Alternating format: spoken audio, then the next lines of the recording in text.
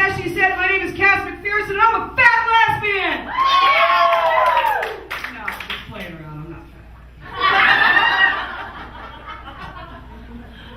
Oh, God, it's great to be on stage again. I recently took some time off because I was doing some film work. I was working on a new reality show coming out called Hookers and Blow. Actually, I'm not even sure there was cameras. Tell you the truth. I'm half-ass expecting it to become a show on intervention, so watch for me. I was going through a rough time. I went through my second divorce. But it was funny though because my friends, when I said I'm going to be acting, they're like, oh my God, aren't you nervous? Your first acting job? I've been married. And the first one was to a man, so I can guarantee I know how to do a scene or two, right?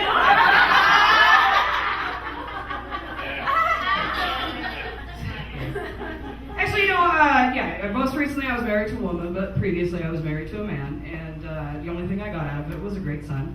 And thank you very much. Just started high school, I'm quite proud of him. He's my slave.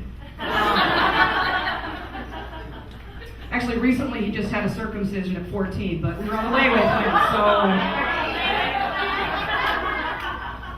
But being married to a man, and a woman, I had roles in both relationships. Like with the man, I played the female, right? With the woman, I played the female. No, seriously, I'm fucking with you. Could you imagine me as the female? I mean, what the hell would she look like? She'd be like Mike Tyson, only butcher. She wouldn't sound like a fat. I can only say that because Mike's not here tonight. I actually did that one night. He was in the audience. It wasn't pretty. But I took him. Some other differences between being married to a man and married to a woman is with a man, I had a real marriage with fake orgasms. With the woman, I had a fake marriage with real orgasms. Right? Well, that's actually why I became a lesbian, because I really like orgasms. It's like, hell, bonus. It's funny though, because, guys will always tell me, my breeder friends, as I call them. Just a round of applause. How many here are family tonight naturally got that? How many here are family tonight, right? Yeah? You totally are, but you're hiding it. We'll discuss that later.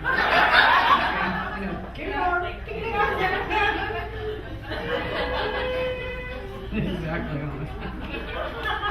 But they tell me, well, you know what? A woman being married to a woman isn't the same thing. Really? It's not, huh? Let me explain to you how it is. Because as soon as I put that ring on, the legs closed and the mouth stayed open. And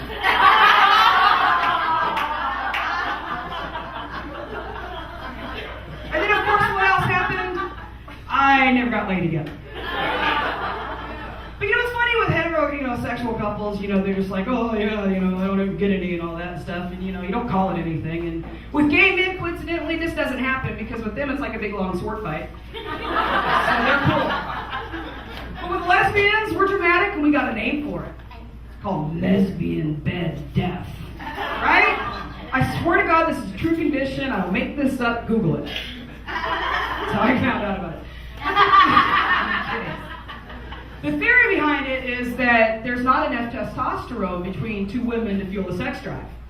And I'm thinking, wait a second, fuck this. I don't need testosterone to fuel my sex drive. What I need is for her not to be an evil bitch, think she's a princess, and her two favorite words are me and now. Right?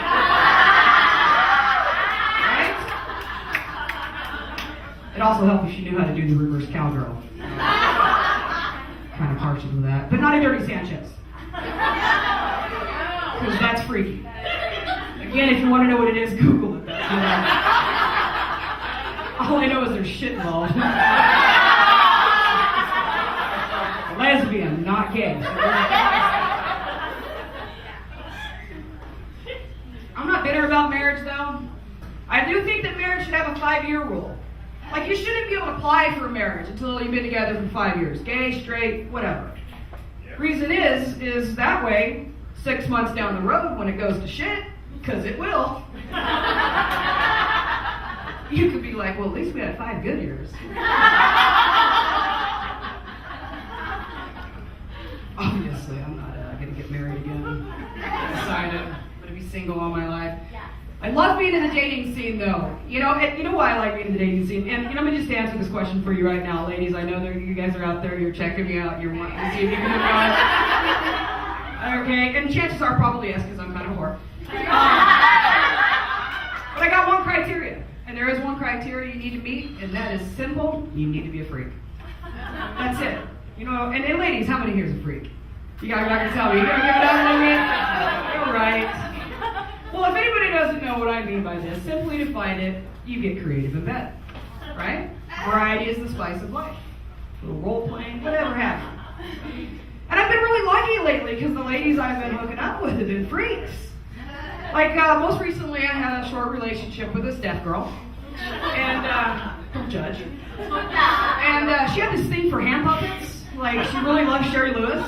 And she liked to role play with it. And I was like, this is cool. Let's try something new.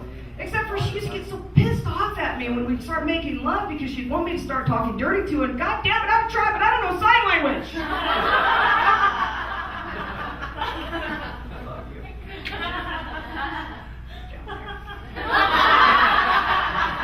That's about it, right? Actually, it was kind of a nasty breakup. We broke up over Christmas because she caught me filling the stockings and started hand screaming I was cheating on her.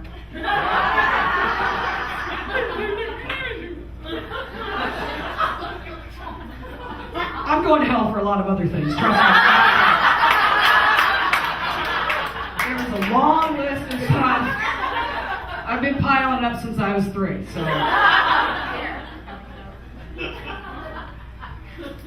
What else? Oh my God, I spent a weekend with a cheerleader from ASU. Yeah! Oh my God, she was hot, 19, big blonde, big boobies. She was awesome. And she had this thing, she wanted to do this Tarzan and Jane replay.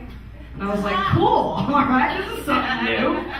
Until I found out she wanted me to be Jane. Look. Could you imagine me swinging from a chandelier doing monkey sounds in a leopard fog? Not a pretty sight, right? But if you do want to see it, go ahead and search YouTube for Drunken Chunkin' Monkey and a bottle of Jaeger. I'm up to 1 million hits. And I've gotten a couple days out of it. So but you know what happens with dating and relationships, the other side of relationships, you get together with somebody and then you break up with somebody, right? You know what I love when you break up with somebody, your friends, they always want to console you and they use some cheesy line, that's some cliche that's been around forever, like, if you love something, set it free. If it comes back, look, if that shit comes back, have it tested, because it probably has herpes like Kim's cat.